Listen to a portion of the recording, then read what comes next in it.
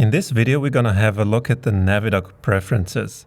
If you don't know what the NaviDoc is, this is the name of the area on the left side of the screen where you have a tab for outlines, scenes, notes, and bookmarks. There are distinct videos on each of those areas and how to use them. So if you want to learn what they do, it's best to just go and check them out.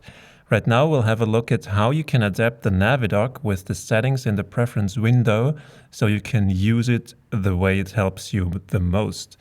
To get to the preferences, click the gear icon at the top of the NaviDoc or in the toolbar, or you go to Screenwriter Preferences if you're on the Mac. Once in the Preferences window, navigate to the NaviDoc section. The first setting you see here in the top left is syncing the NaviDoc with your document. That means that if this is checked and you scroll in your document and click in another area, the NaviDoc will jump to that place also. So you will have always your NaviDoc position synced with where you are in your document. You can also control this setting with the button in the NaviDoc itself at the top right, the symbol with the red arrow. Then, in the preferences, you can also choose whether you want Screenwriter to draw the selection frame that indicates in which element the cursor is at the moment in a specific color, or if you want to use the selection color from the system settings. Next, on the right side, you can activate or deactivate the paragraph pointer.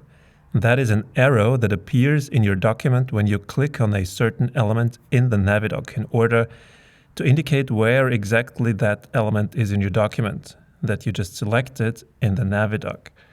And there are also some settings to customize that arrow. For example, how many times you want it to flash and how you want it to disappear, which is kind of unnecessary, but still kind of nice. A little bit below, you can select if you want the NaviDoc row height fixed or variable. Apparently, a variable row height needs more processing power, so if you have a slow computer, Screenwriter suggests you keep this setting at fixed height. The rest of the NaviDoc preferences here refers to the fonts and style used in the scenes, notes, and bookmarks panel. In case you're wondering why the settings for the outline section in the NaviDoc are missing here, that's because they have their own section in the preference window where you can set that up. So what can you set up here? Font type, size, text, and fill color, what the row between the different scenes looks like, and what color it has.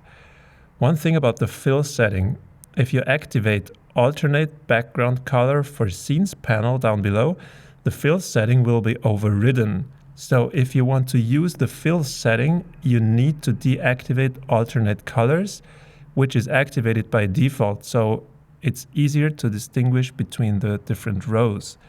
And then below for notes and bookmarks, you have almost the same setting, only that the text and fill color settings are missing here because you can set that up for each note category in the notes section of the NaviDoc itself. Also, notes don't have an alternate color setting because the note color depends on the note category. And why there is no alternate row color setting for bookmarks, to be honest, I have no idea.